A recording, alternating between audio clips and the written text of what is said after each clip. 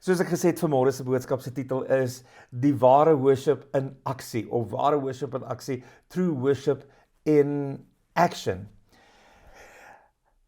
Ek wil hê jy moet gou vir 'n oomblik saam met my dink. Almal van ons weet wat is the Grand Canyon, nê? Nee. Ek het dit nog nie gesien nie. Ek weet nie wie van julle dit al gesien nie. Ek dink nie iemand in ons gemeente was al fisies daar nie. O ja, ek het al films daaroor gesien en ek het al dokumentêre daaroor gesien en die waasnis van dit en die grootheid van dit, nê. Maar ek wil hê vir 'n oomblik saam met my dink, want ek wil net vir jou so 'n beeld gee van die gesin met hierdie klein seentjie wat so 6-7 jaar oud is en hulle kom by die Grand Canyon, nê, en hulle is by een van daai uitkykpunte en hy kyk uit en hy is so opgewonde en daar's soveel verwondering in sy hart oor wat hy sien. Hy kan nie glo wat hy sien nie. En hy's so opgewonde en hy praat met sy pa en hy praat met sy ma en hy jubel en hy juig en hy's so uitbundig. Sy ouers sukkel eintlik om hom net rustig te kry sodat hy die ander mense nie sal pla nie, nê. En hy's dit omdat dis die eerste keer wat hy daar kom. Dis die eerste keer wat hy dit sien en dis so groot. Ek onthou, ek het 'n soortgelyke ervaring gehad toe ek die eerste keer op Tafelberg gekom het en met die karretjie opgery het en oor die see en oor die stad gekyk het en dit was vir my absoluut amazing. Ek was ook baie klein toe dit die eerste keer gebeur het en jare daarna, baie jare daarna, toe ek en Petro getroud is, het ons 'n deel van ons honeymoon in die Kaap deurgebring en ons is weer daar op en dit het my net met soveel verwondering gevul. En ek dink ouens wat in diepsee duik ingaan, nê, daai selfde verwondering.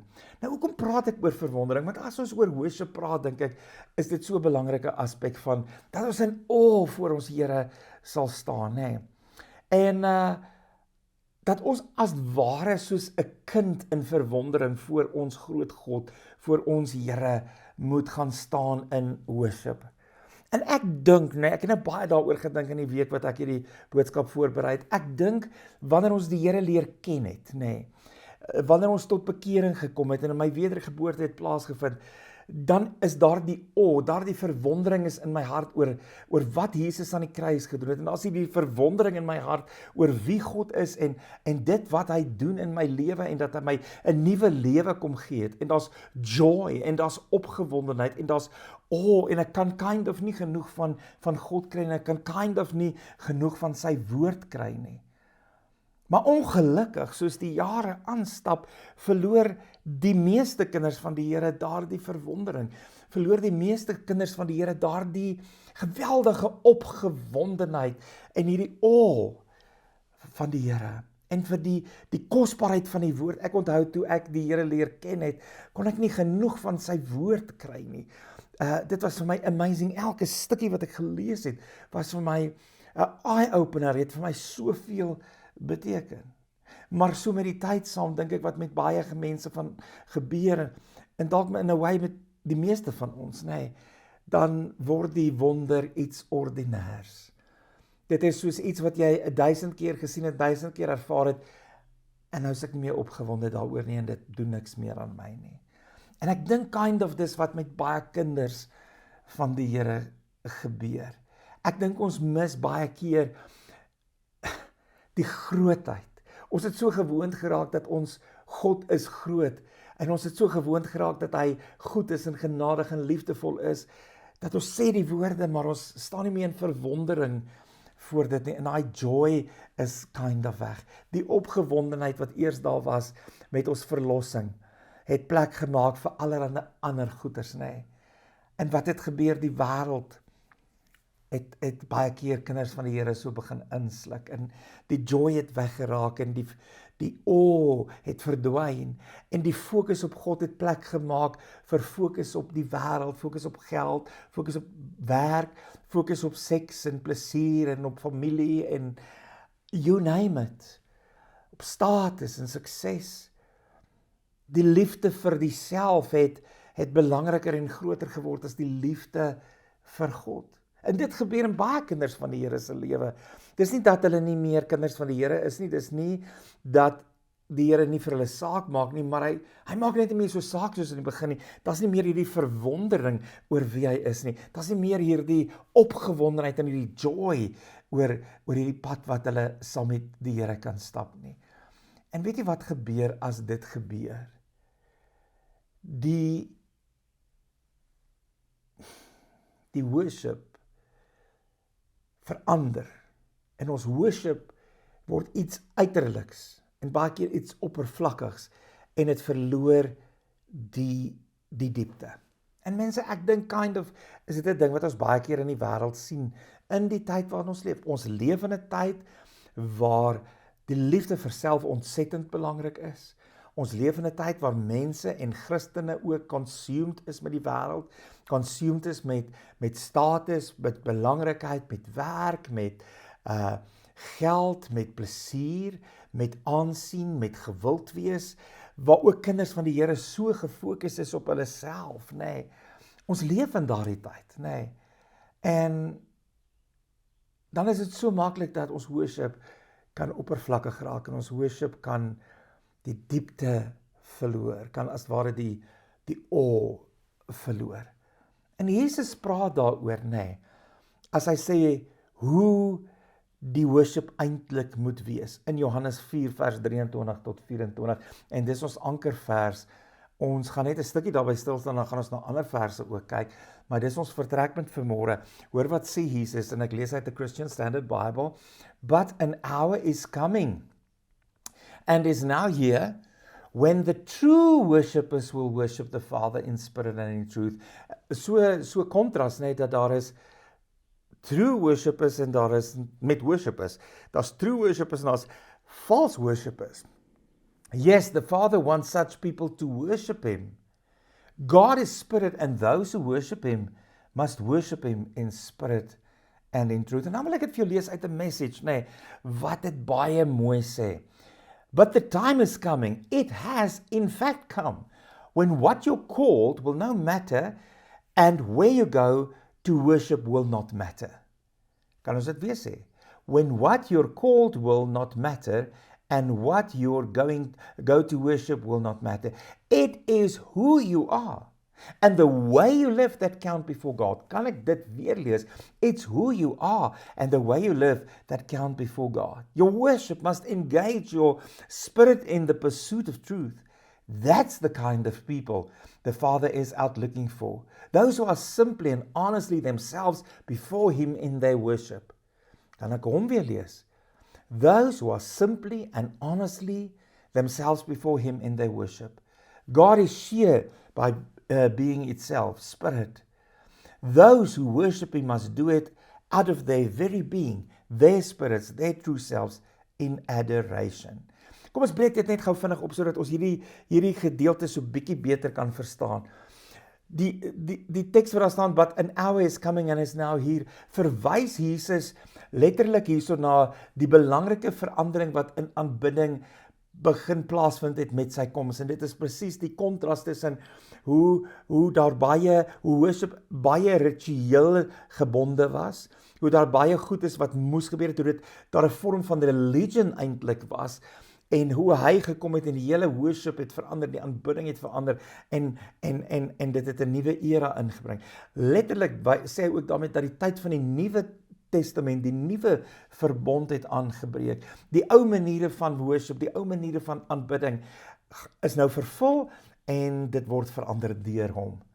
En as hy praat oor true worshippers, ware worshippers, nee, dan sê hy ware aanbidders is mense wat God aanbid op die manier wat God wil hê hy moet hulle aanbid. Dis nie mense wat God aanbid soos hulle dit wil doen nie. Dis nie mense wat God eer en prys en worship volgens hulle eie stelreëls nie, maar wat dit doen soos wat hy wil hê. En vir God gaan dit nie oor eksterne goeders nie, dit gaan nie oor die uiterlike nie, dit gaan nie oor eksterne rituele nie, dit gaan nie oor tradisies nie. Dit gaan vir God oor opregtheid. Dit gaan vir God oor egtheid en dit gaan vir hom opregtheid en egtheid in ons verhouding met hom. Dit gaan nie oor religie nie, dit gaan oor verhouding. Jesus het nie gekom om ons mense in religion te sit nie. Jesus het gekom om ons mense in 'n verhouding met die lewende Here te bring. Dit is die nuwe tyd wat aangebreek het met Jesus se kom. En dan praat hy van in spirit and in truth. In gees en in waarheid. In gees, in spirit, nee, verwys na aanbidding wat opreg is, wat gedryf word deur die Heilige Gees. Dit is nie iets wat oor die uiterlike gaan nie, maar dit gaan oor die opregte verhouding met God. Dit is die kerngedagte daar. En dan in waarheid en truth, dit beteken dat dit gegrond moet wees op die waarheid, en spesifiek die waarheid van die woord. So dat hierdie twee goed is belangrik, dit moet letterlik gedryf word deur die Heilige Gees en dit moet opreg wees en dit moet gedryf word deur waarheid en die waarheid van die woord. En wat behels dit? Wanneer daardie twee goed in plek is, dan beteken dit ook dat jy in gehoorsaamheid volgens die woord en die wil van die Here leef. En het God nie verlede week met ons gepraat en gesê, dit is deel van sy hart vir worship nie, nee. En dan die laaste reeltjie wat ek wil na kyk gou uit hierdie ankervers is, want such people to worship him. Jy sien, wat beteken dit? Wat sê Jesus daar? Hy sê, God soek worship wat opreg is. Hy soek authentic worship wat 'n innerlike verandering in mense se lewens weerspieël eerder as die eksterne formaliteit. God kyk na die hart van worship. Hy kyk na die hart van die persoon wat in worship is, nee. En hy soek worshipers, hy soek aanbidders wat hom opreg en met eerlikheid aanbid.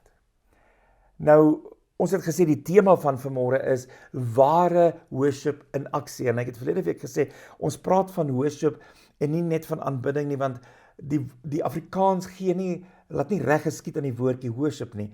Worship bestaan uit verskillende dele en een van daai dele is aanbidding. So as ons net praat van aanbidding, dan mis ons eintlik die groot kern van die saak. So ons praat oor worship.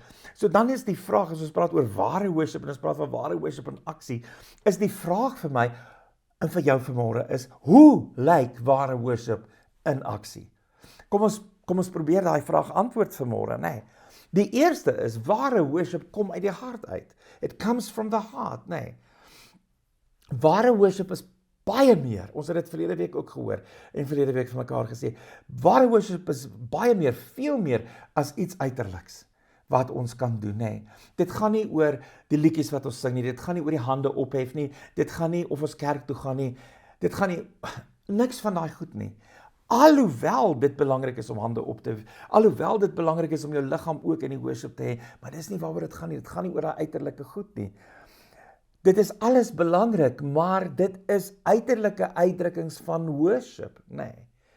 In ons ankervers wat ons nou gelees het, nee, sê Jesus dat ware aanbidders die Vader in gees en waarheid sal worship. En ons het gesien wat dit beteken.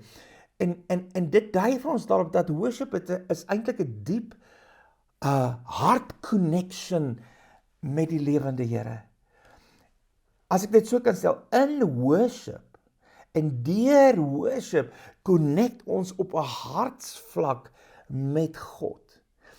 En as ons op 'n hartsvlak met God connect in worship, dan beteken dit mos gaan nie oor die uiterlike nie. Dan beteken dit gaan nie oor die sing en dit en dat en al daai eksterne goed nie.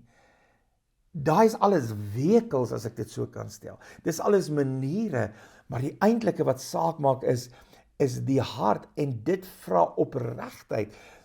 As ons op 'n hartsvlak met God wil connect in worship en tydens worship, dan vra dit dat ek authentic sal wees in my worship. En dit vra ook dat ek kennis van God sal hê, want as ek nie weet wie hy is nie, as ek nie weet hoe groot en hoe magtig hy is en alles wat hy doen, en dan gaan ek nie kan in awe voor hom staan nie en gaan iets mis. Jy sien, in worship en tydens opregte ware worship connect my hart met God se hart, connect my gees met God se gees, en dis wat God wil hê moet gebeur. Ons harte connect met God se hart. Ons erken in worship en tydens die worship, erken ons dat hy is Here. Hy is die God van alle gode. Hy is die koning van alle konings. Daar's niemand soos hy nie. Ons staan in awe voor hom. Daar's joy in ons harte. En ons surrender. Ons buig voor hom in nederigheid. Ons het verlede week oor hierdie twee aspekte stil gestaan van die hart van worship. Nee, ons surrender ons wil aan sy wil. Ons surrender ons planne aan sy planne. Ek buig myself in absolute aanbidding voor hom neer. Jy sien, en wanneer ons so worship, kom ons nader aan God. Word ons verhouding met God dieper.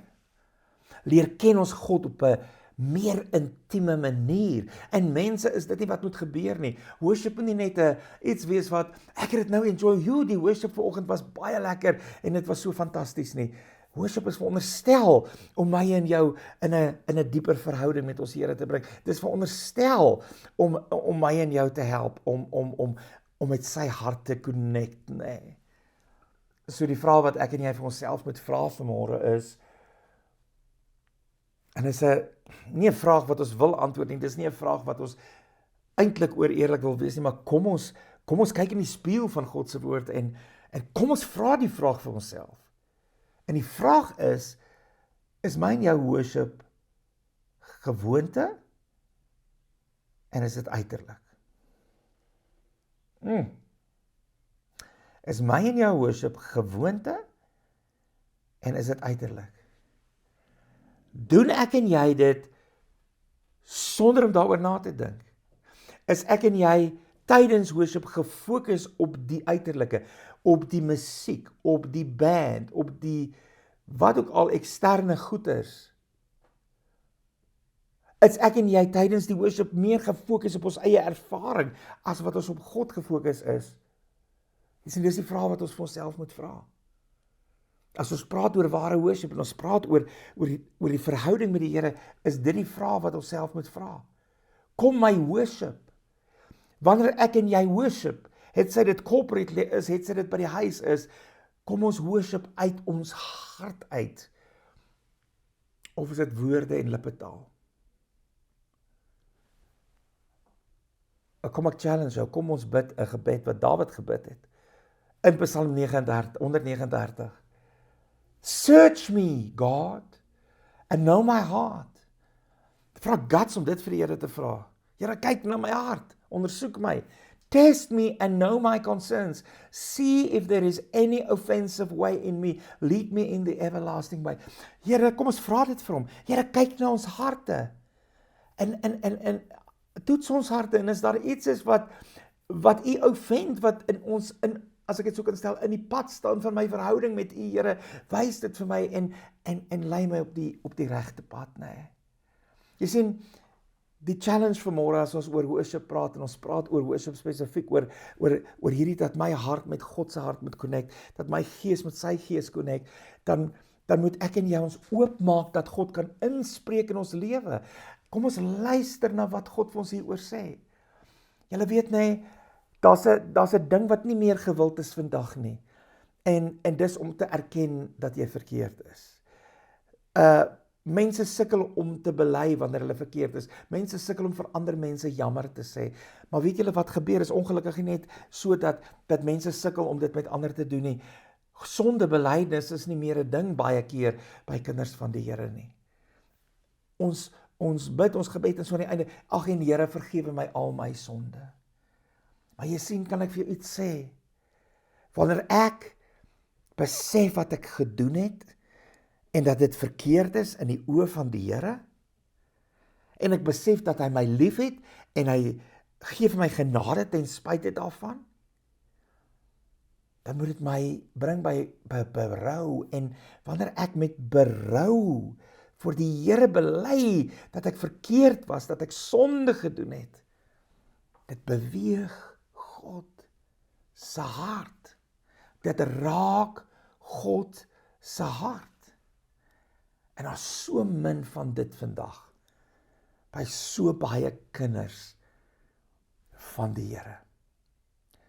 Kom ons kom weer daar waar ons sonde voor die Here bely.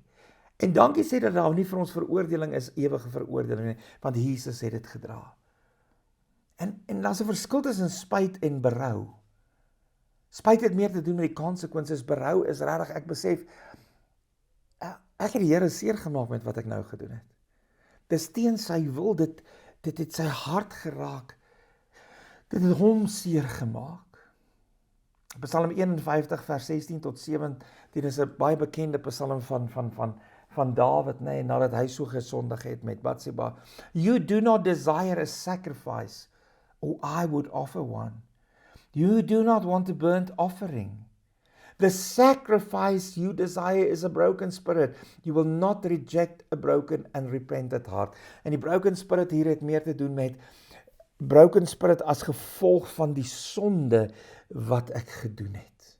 You will not reject a broken and repentant heart. Gaan lees bietjie Psalm 51 en lees bietjie hoe hoe Dawid daar met God praat en met berou sy sonde bely. Jy sien, ons het dit verlede week gehoor, kom ons sê dit weer, God reageer daarop wanneer ons met nederigheid klein word voor hom. God se hart word beweeg wanneer ons surrender in nederigheid en in afhanklikheid en in awe. En wanneer ek stikkend is en ek is hartseer oor wat ek verkeerd gedoen het en ek het regtig berou daaroor, beweeg dit sy hart. So mense, kom ons maak plek in ons lewe om op 'n dieper, meer intieme vlak met God te connect. Kom ons maak plek in ons lewe om so 'n bietjie weg te gaan van die besigheid, weg te gaan van die geraas van ons alledaagse lewe en onsself af te sonder in ons binnekamer en in ons tyd by die Here sodat ek met hom kan connect. Ek het dit verlede week gesê en ek wil dit vandag weer sê, jy sien die probleem is, en ek het dit in my eie lewe so baie al ervaar, as jy in die week nie connect met God nie, gaan dit vir jou baie moeilik wees om op 'n Sondagoggend met hom te connect tydens die diens en in worship. Maar jy sien, wanneer ek my terugtrek van die gejaagdheid, wanneer ek my terugtrek van die lawaai en die geraas van die wêreld en ek gaan sit by God se voete, in sy woord, by hom, ek worship hom, dan begin my verhouding verdiep en ek gaan sy teenwoordigheid op nuwe maniere begin ervaar. En selfs wanneer ons corporately worship, moet ek die wêreld vir 'n oomblik daar buite los, moet ek my losmaak vir 'n oomblik van die dinge daar buite en van die geraas en die gejaag van die wêreld. Sê, hier is my tyd saam met God en op hom fokus en raai wat gaan gebeur. My hart sal met sy hart connect, jou hart sal met sy hart connect. Die tweede manier waar ons sien dat ware worship in aksie is dat ware worship is 'n reaksie op God se genade. Nou mense, kom ons sê dit vandag vir mekaar. Alles is genade. Sonder die genade van ons Here Jesus Christus, sou ek nie hier gewees het nie, sou jy nie hier gewees het nie. Sonder die genade van ons Here, sou ek en jy nie die voorreg gehad het om hom te worship nie. Jy sien, in ware worship is ons reaksie op God se ongelooflike en uitspreeklike genade. Jy sien, wat ek en jy moet klik, ons is nie gered deur ons eie pogings of verdienstes nie. Ons is gered deur genade alleen. Jesus het vir ons gesterf aan die kruis en ons het dit besef en raak gesien en dis genade dat hy vir ons gesterf het. Dis genade dat die Heilige Gees ons oë oopgemaak het om dit te laat sien, nee. Dis genade dat ons toevlug tot hom geneem het en hom kon aanneem as verlosser en saligmaker. Dis genade dat ons wedergebore is. En hierdie genade wat God vir ons gegee het, is vrylik, dis verniet. En dit behoort alleen, net dit op sigself, moet vir my en jou dryf tot genuine worship en genuine dankbaarheid. Ons moet op sy genade reageer met worship. En dis nie die einde nie. Ek en jy ontvang soveel worship, soveel genade elke dag van ons lewe. Efesiërs 2 vers 8 tot 10 sê, for you, luister mooi, for you are saved by grace through faith. And this is not from yourself, it's a gift from God. It's God's gift, not from works, so that no one can boast. For we are His workmanship, created in Christ Jesus for good works, which God prepared ahead of time for us to do. Jy sien, wanneer ons werklik God se liefde en sy onuitspreeklike groot genade verstaan, dan kan ons harte nie anders as om oor te loop met dankbaarheid nie. As ek nie dankbaar is vir wat Jesus vir my gedoen het nie, wil ek vir jou sê, dan verstaan jy nie wat hy gedoen het nie. En dis 'n dankbaarheid wat nooit met weggaan nie. As ek besef die sacrifice wat hy gebring het vir my, sodat ek in 'n verhouding met God kan wees, sodat ek vir ewig kan lewe, moet ek vir ewig dankbaar wees. En daardie dankbaarheid sal oorloop in worship, selfs binne moeilike omstandighede. Hebreërs 13 vers 15 sê, Therefore let us offer through Jesus a continual sacrifice of praise to God, proclaiming our allegiance to His name. Let wel, a continual sacrifice of praise. Deur Jesus moet ons dit offer vir God. Want hy is so goed vir ons. Ons ontvang soveel genade. Soveel genade. Sy liefde is so groot vir ons. Jy sien, worship is 'n manier vir my en jou om vir God dankie te sê vir sy ongelooflike groot barmhartigheid, liefde en genade. En ek praat van corporate worship, en ek praat van worship in my binnekamer, en ek praat van 'n way of worship wat met my lewe 'n way of worship word.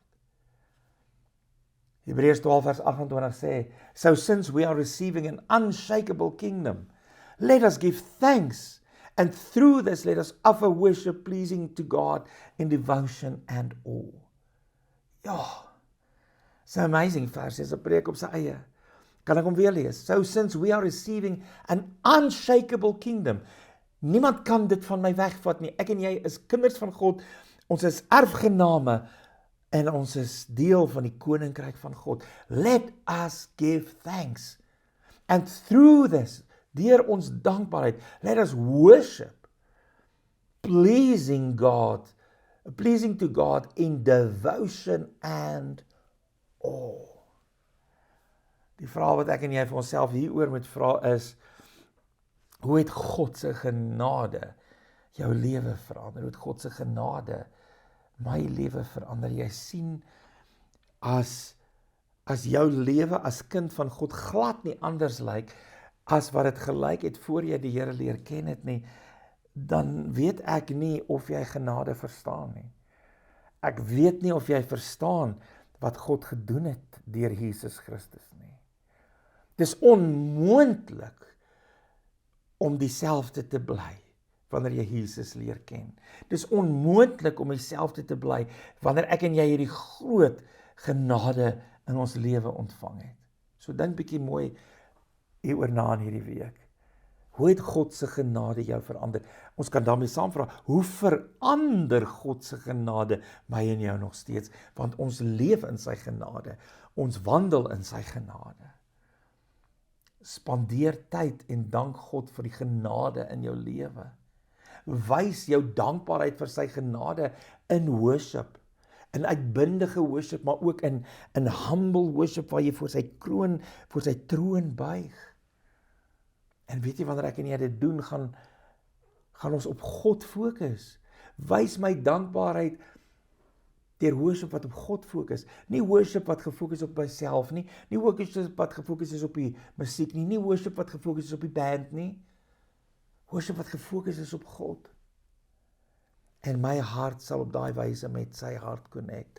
En my gees sal op daai wyse met sy gees connect. Die derde manier, en die laaste een waaroor ons vandag gaan praat, waar ons kan sien dat ware worship in aksie is dat ware worship is 'n weerspieëling van ons liefde vir God. Ons het net nou gesê dat ons ware worship is 'n reaksie op God se genade, maar dis ook 'n weerspieëling van ons liefde vir God. Jy sien, worship is 'n tasbare, sigbare uitdrukking van ons liefde vir God. As ek vir jou 'n praktiese voorbeeld kan gee, dis maklik om vir iemand te sê, ek is lief vir jou.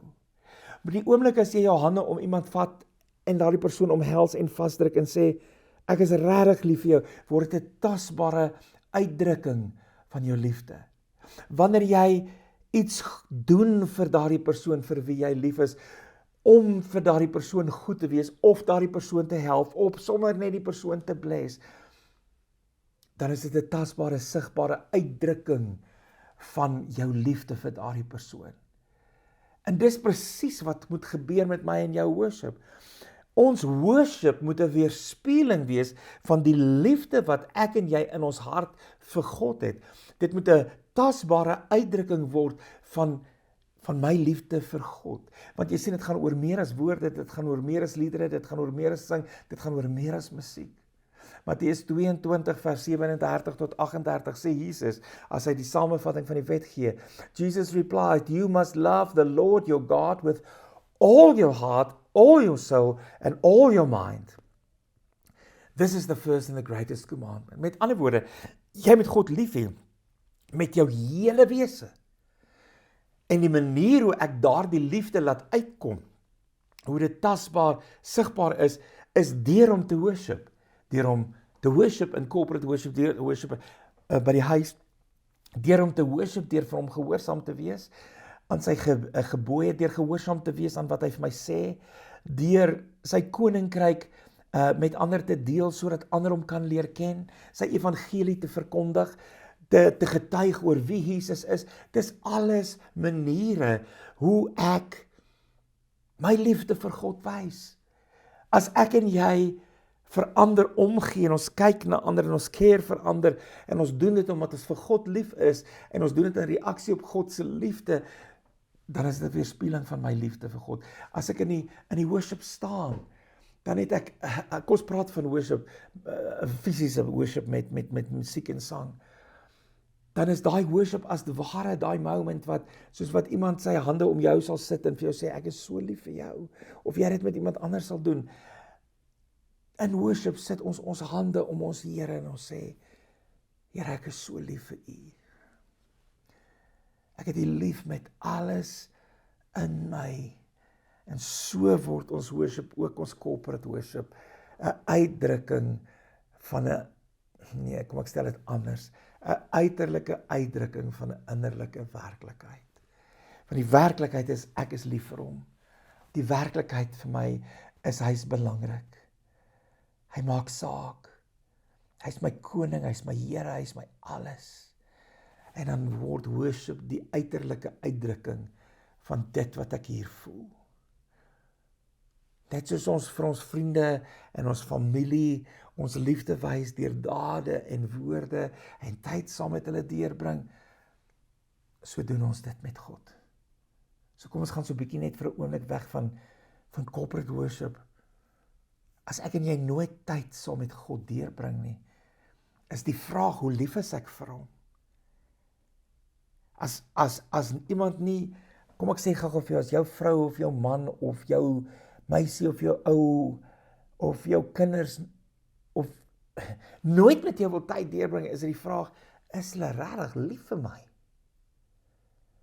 En tog sê ons, I love you Lord, maar ons bring nie tyd in sy presence deur nie. So ons moet die vraag vra, hoe lief is ek regtig vir hom? Psalm 146 vers 2 sê, I will praise the Lord all my life, I will sing to God as long as I live. Hoekom? Want al my prys, al my lofprysing, al my liedere wat ek kan sing, al die goed wat ek kan sê, al die maniere hoe ek voor hom kan neerbuig, sal nooit genoeg wees om reg te laat geskied aan wie hy is, aan sy grootheid, aan sy genade, aan sy liefde. It will just never be enough. Jy sien, worship is 'n uiterlike bewys van ons toewyding aan ons Here. Dit is 'n uiterlike bewys van die verlange en die begeerte wat in my hart is om hom met elke deel van my wese, van my menswees te aanbid en te eer. Love your God with all your heart and all your soul and all your mind. En as ek die verlange het om dit te doen, word worship 'n uitdrukking daarvan. So die vraag wat ons vir onsself hier moet vra is, hoe wys jy liefde vir die wat vir jou belangrik is en saak maak? Ek praat spesifiek in hierdie wêreld. Jou familie, jou vrou, jou man, jou kinders, jou ouers, jou boyfriend, jou girlfriend, jou vriende. Hoe wys jy die liefde vir die wat vir jou belangrik is en saak maak? Dink 'n bietjie daaroor. En dan die vraag is, hoe wys jy liefde vir God? As ek dan vir aardse mense tyd saam met hulle deurbring, behoort ek nie tyd saam met God deur te bring nie. As ek vir aardse mense kan sê ek is lief vir hulle, behoort ek nie vir God te sê ek is lief vir hom en ek dit spesifiek te doen in worship nie. As ek vir aardse mense goed kan doen en hulle kan dien omdat ek lief is vir hulle, is dit nie dan reg dat ek vir God sal dien en vir ander sal dien omdat ek lief is vir God nie. Kom ons maak ons worship 'n weerspieëling van ons liefde vir God. Moenie terughou nie. Sê vir God dat jy vir hom lief het. Wys vir God dat jy hom lief het. Wys dit deur jou gesindheid, wys dit deur jou dade en wys dit deur jou worship. Ons liefde vir mekaar, sê die woord, moenie net woorde en lippetaal wees, maar ek wil dit verder vat. Dieselfde beginsel geld ons liefde vir God. Ons liefde vir God moenie net woorde en lippetaal wees nie. Ons moet dit bewys met daad en in opregtheid en ons kan dit bewys in ons worship. Ons kan dit bewys in ons diensbaarheid. Ons kan dit bewys deur tyd saam met hom deur te bring. So kom ons praat oor. Ons vat gou saam oor wat ons gehoor het vandag. Wat die Here vir ons sê, wat is ware worship en hoe lyk dit in aksie? Ware worship kom uit die hart uit. Dis nie 'n uiterlike ding nie, dit kom van hier binne af. Ware worship is 'n reaksie op God se genade, dankbaarheid, oorloop van dankbaarheid en ek reageer op sy genade met worship. Ware worship is 'n weerspieëling van ons liefde vir God. Ek het hom lief en dit kom uit my en ek wys dit sigbaar deur my worship. So kom ons sluit af en ons sê net weer vir mekaar, ek bly dit sê en ek gaan dit aanhou sê tot dit insink, tot ons besef dat ons is dalk besig om van worship iets te maak wat God nooit bedoel het dit moet wees nie. Worship is soveel meer as sing. Worship is soveel meer as 'n ritueel. Worship is, ek onthou in die kerk 'n ding wat my jare gelede baie upset het, is voorafsang. En ek weet dit klink krities as ek dit sê, maar weet jy wat sê voorafsang? Kan ek gou vir jou sê, ek is nou so 'n bietjie van die punt af, maar dit het net nou by my opgekom. Dis ietsie wat ek doen wat minder belangrik is, sodat ons dan by die diens kan kom en na die woord van die Here kan luister. Worship, wanneer ons as gemeente saam is nie voor sang nie. Dis nie vooraf sang nie. Dis nie lekker sing nie. Alhoewel joy deel van dit is wat ons verlede week ook geleer het. Worship is essensieel in ons verhouding met God. En is essensieel belangrik vir ons houding met God. En worship is ons liefde en ons dankbaarheid in aksie. So ek sê ek is lief vir God, worship. Jy sê jy is dankbaar, worship. Ware worship laat vir my en jou toe om op 'n dieper innerlike vlak met God te connect. Dit laat my toe om my hart met hom te connect, met sy hart te connect. Dit laat my toe om my gees met sy gees te connect. Ware worship word 'n manier vir my en jou om ons dankbaarheid vir sy groot liefde, vir sy genade, vir sy goedheid, vir sy barmhartigheid uit te druk en te wys. Ware worship word 'n manier om ons liefde en ons toewyding vir ons Here te demonstreer. So kom ons gaan terug na waar ek begin het vandag. Waar ek vir die voorbeeld gegee het van die kind wat die eerste keer by die Grand Canyon kom. Of soos ek die eerste keer op Tafelberg staan. Dat daar verwondering sal wees wat nie sal weggaan nie. Kom ons word weer soos opgewonde klein kindertjies wat nie kan wag om ons pa te omhels en vir hom te sê ek is lief vir jou nie. Kom ons word soos klein kindertjies voor die Here wat so opgewonde is oor sy grootheid wat in ons dan ek kan nie glo wat ek sien nie want hierdie Here wat ek aan behoort, wat my aangeneem het as sy kind. Hy is so awesome, hy is so groot, hy is so goed, hy is so barmhartig, hy is so genadig, hy is so vol liefde. En ek kan nie anders as om net op sy skoot te wil sit nie. Ek kan nie anders as om net by hom te wil wees nie. Ek kan nie anders as om hom te worship nie. Kom ons omhels ons Here in ons worship. En ons doen dit met liefde en dankbaarheid. Kom ons maak ons so toe. O Here, woorde sal nooit goed en reg laat geskied aan wie U is nie. Geen song wat geskryf word sal ooit volkome kan beskryf hoe wonderlik is U en hoe vol liefde is U en hoe waardig is U en hoe genadig is U. En geen lied wat geskryf word sal ooit kan uitdruk presies alles wat ons aan ons harte ooit vir U kan voel nie. Maar dankie vir elke lied wat geskryf word, wat vir ons help om uit te druk wat ons voel. Wat vir ons help om U te sien vir wie U is. En baie dankie dat U vir ons leer. Dankie dat U vir ons weer kom toerus oor worship. Sodat worship weer 'n nuwe dimensie in ons lewe sal kry. En dis my gebed, Here. Dat worship kosbaar sal wees. Corporate worship en private worship, Here. En dat ons worship opreg sal wees. En dat dit sal oorgaan in aksie. Dankie vir wat U vandag vir ons geleer het. My gebed vir ons gemeente ook vir die toekoms is dat ons sal worship in waarheid en in gees. Dat ons worship hierdie elemente sal hê van wat ons vandag gepraat het en verlede week gepraat het. Dat as mense van daar buite dalk sal inkom, hulle iets sal ervaar wat hulle nog nooit ervaar het nie. En U sal ontmoet in worship en dat U in worship sal beweeg en miracles sal doen en harte sal aanraak. Want Here, dis in U presence wat lewens verander. Dis in U presence wat healing kom. Dis in U presence wat perspektief gegee word. Ensovoorts, ensovoorts. En my gebed is dat ons worship nooit ordinair sal wees nie.